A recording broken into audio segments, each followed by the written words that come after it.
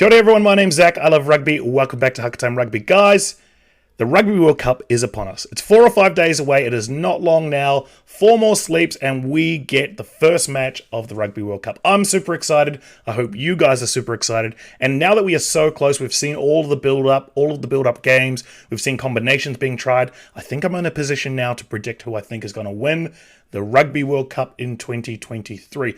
I'm on the road at the moment, but I thought let's get these videos out. I'm going to cover this in a 4-part series, guys. Right now, I'm going to run through each of the pools in this first part, and I'm going to go through who I think the top 3 contenders are overall. I think realistically, there are only 3 teams that can win this Rugby World Cup, okay? And then in the next parts 2 to 4, I'm going to go through each of those teams. I'm going to give you why I think they can win. And in the last part, I'm going to predict the winner. But now, looking at the detail, we are on the right side of the draw, Pool C and Pool D.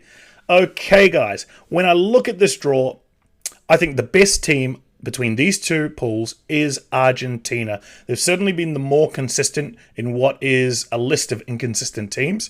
But Argentina have famously had victories over the All Blacks. They've had victories over Australia this year. You know, they really are performing at a higher level now coming into this Rugby World Cup and are consistently getting what are previously referred to as upsets. But when they are happening so frequently, at least 1 or 2 a year, you have to say that they start to become more contenders. To me, Argentina should go ahead and top Pool D. England, we know, have been super inconsistent in the lead up to this Rugby World Cup, famously dumping Eddie Jones, bringing in Steve Borthwick, and just unable to find their identity or drive at the moment. So, you know, media, a lot of fans are really kicking the boot into England. I think they are just a yard short of a team like Argentina, but should be good enough to go through in Pool D. And mainly because Japan have been super inconsistent. Really struggling to find their form going to this Rugby World Cup, and that is after having an amazing 2019 Rugby World Cup, you know, where they put on a great show there in Japan, and obviously were great in making the quarterfinals there as well.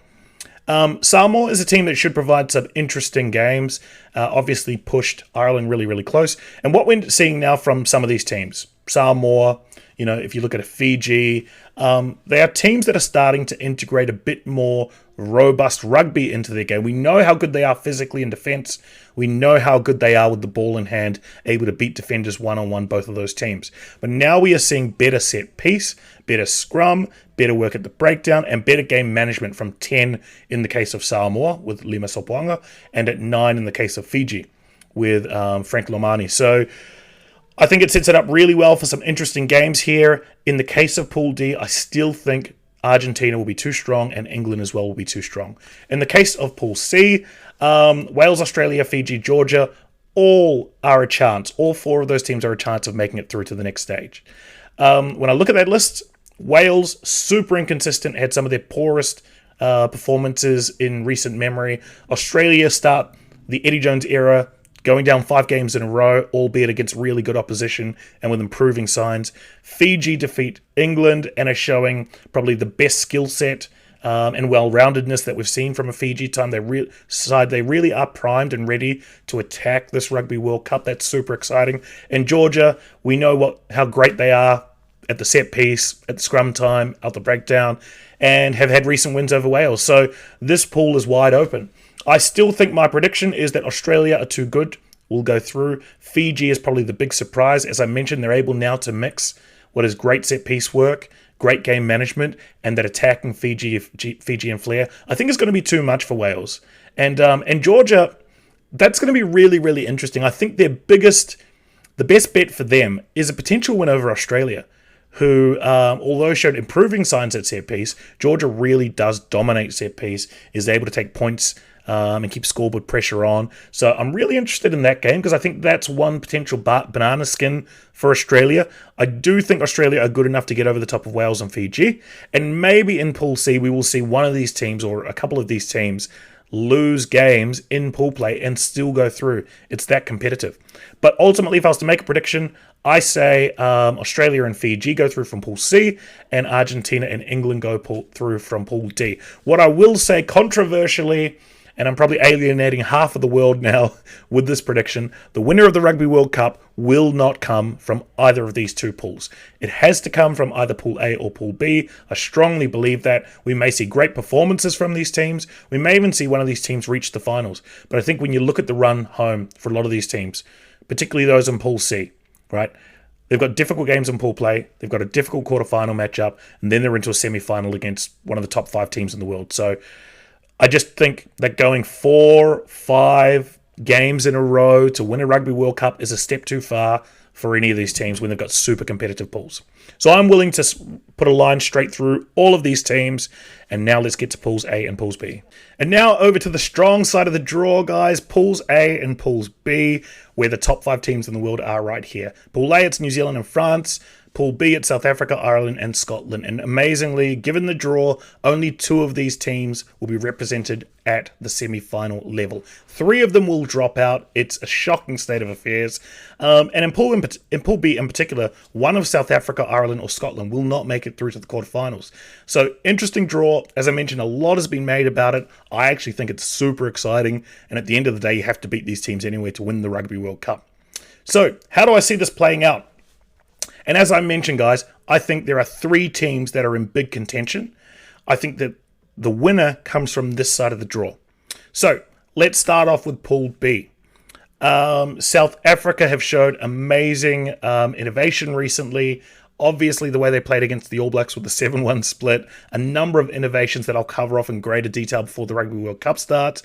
But they really are playing well right now. So I expect they should go through. Ireland, another team, number 1 in the world, having gone to New Zealand and playing a series there and winning, beating every single team in recent memory, including France during Six Nations. You know, they're a team that have to be respected. And what's interesting when I hear different predictions, there's a lot of talk about dark horses like Australia or in Argentina. There's talk about, you know, New Zealand, France. There's so much less talk about Ireland, which I think is super interesting given the way that they've performed, the consistency of their performances, and given the cohesion they have within that team, and the fact that they've done it for so long now. Obviously, they've got the jitters coming of the quarterfinal, but if any Irish team can do it, it is this one for sure. So I think Ireland and South Africa will go through. I think that winning the World Cup for Scotland will come as a step too far. Not only have they got Ireland and South Africa to contend with, right? And realistically, they need to beat one of those teams and hope that another team fails, that the other team is able to beat them, because they could win one of those games and still miss out on the quarterfinals. You've got a difficult game against Tonga, who will beat up the Scottish, right? And then the reward, if you do make it through, is a game against New Zealand or France, going on to the other side of the draw at the semi-finals, and then playing one of the top teams again in the final. You're actually talking about a 5-game stretch that they have to come up with wins, which to me is a step too far, I think, for the Scottish team. So they could get a win. They could even go through, but I think that just playing those 5 games to a win in the Rugby World Cup is a step too far. That leaves us down to 4 teams, guys. So of those 4, I think 3 are top contenders. And the team that I think will drop out, will not win the Rugby World Cup, is the hosts, France. They've had recent injuries, right, in key positions. Whether it's Cyril Bay, whether it's Intermark, whether it's Willemse.